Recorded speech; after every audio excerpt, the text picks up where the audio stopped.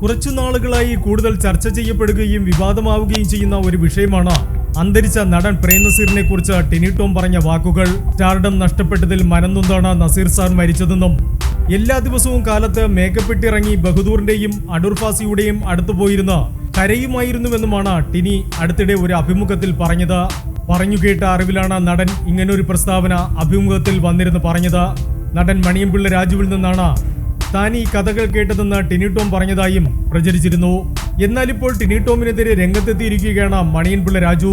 Alleppey അഷ്റഫുമായുള്ള phone സംഭാഷണത്തിനിടെയാണ് Tini ടോമിനെതിരെ Maniyanpilla Raju പ്രതികരിച്ചത്. പ്രേം നസീറിന്റെ വലിയൊരു ആരാധകൻ കൂടിയായ താൻ ഒരിക്കലും അദ്ദേഹത്തെ അപമാനിക്കുന്ന തരത്തിൽ സംസാരിക്കില്ലെന്ന് തന്നെ അടുത്തറിയാവുന്നവർക്ക് അറിയാമെന്നും ടിനി ടോമിന് ഭ്രാന്താണെന്ന് തോന്നുന്നുവെന്നും മണിയൻപിള്ള രാജു പറഞ്ഞു. താൻ നസീർ സാറിനൊപ്പം 15ഓളം പടങ്ങളിൽ അഭിനയിച്ചിട്ടുണ്ട്. നസീർ സാറിനെ പോലെ ദൈവതുല്യനായ ഒരാളെ അതിനു മുമ്പോ ശേഷമോ കണ്ടിട്ടില്ലെന്ന് താൻ പലപ്പോഴും അഭിമുഖങ്ങളിൽ പറഞ്ഞിട്ടുണ്ട്. ടിനി ടോം മുമ്പും മണ്ടത്തരങ്ങൾ പറഞ്ഞ് വിവാദങ്ങളിൽ ഉൾപ്പെട്ടിട്ടുണ്ട്.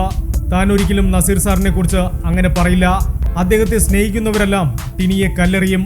വാക്കുകൾ പിൻവലിച്ച് ടിനി മാപ്പ് പറയുകയാണ് വേണ്ടത്. എല്ലാവർക്കും അറിയാം താൻ അങ്ങനെ പറയില്ലെന്ന്. 2 പടം കിട്ടിയാൽ പരിസരം മറന്ന പഴയ കാര്യങ്ങളെല്ലാം മറക്കുന്നവരാണ് ഇവരൊക്കെ. പക്ഷേ ഇങ്ങനൊന്നും ചെയ്യാൻ പാടില്ലെന്നും മണിയൻപിള്ള രാജു പറഞ്ഞു. മണിയൻപിള്ള രാജു മാത്രമല്ല, ഭാഗ്യലക്ഷ്മിയും ടിനി ടോമിനെതിരെ രംഗത്തെത്തിയിരുന്നു.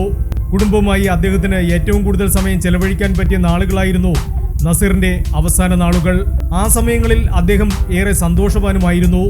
അങ്ങനെയുള്ള ഒരാൾ അവസാന നാളിൽ അവസരം കിട്ടാതെ കരഞ്ഞുവെന്ന് പറയുമ്പോൾ അത് ശരിയല്ലെന്നാണ് ഭാഗ്യലക്ഷ്മി പറഞ്ഞത്. 62-ാം വയസ്സിലാണ് പ്രേം നസീർ അന്തരിച്ചത്. Entertainment desk, movie max.